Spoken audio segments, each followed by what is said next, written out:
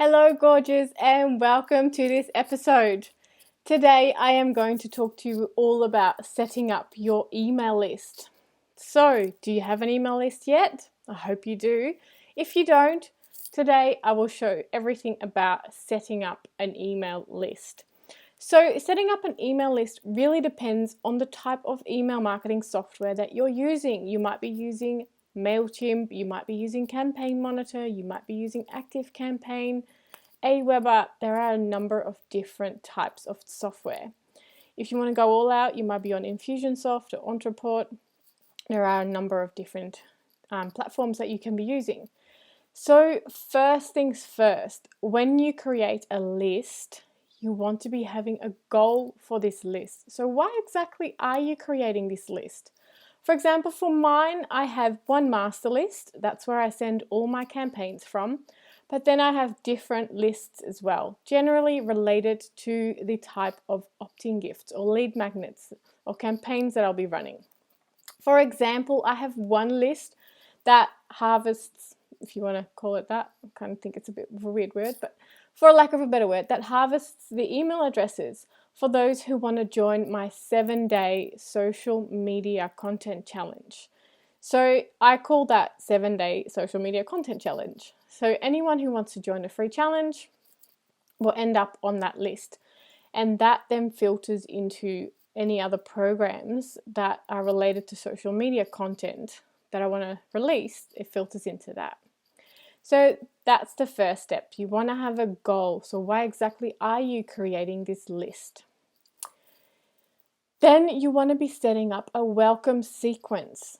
So you want to send out a number of emails through an onboarding process.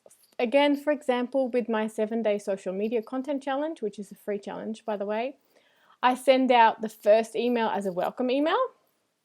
And then that welcome email explains why they're there, what's going to happen, what they can expect. So you kind of want to filter, you kind of want to lead people through that experience. And then the content challenge, it'll tell them when they will receive the first email for the challenge. So whether that's a continuous challenge that they can sign up to, so an evergreen challenge, or whether it's on a set date, then you would tell them what date the challenge will start. So that's one example.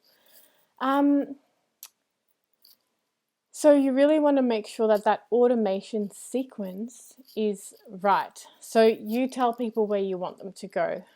My social media free social media content challenge, the 7-day challenge, pretty much has a welcome email, and that explains what's going to happen.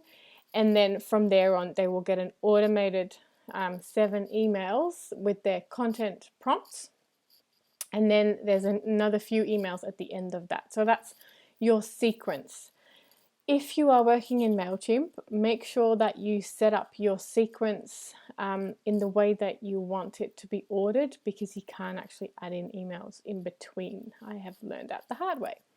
So before you actually set it up, determine what you want each email to do and say, and then start setting them up.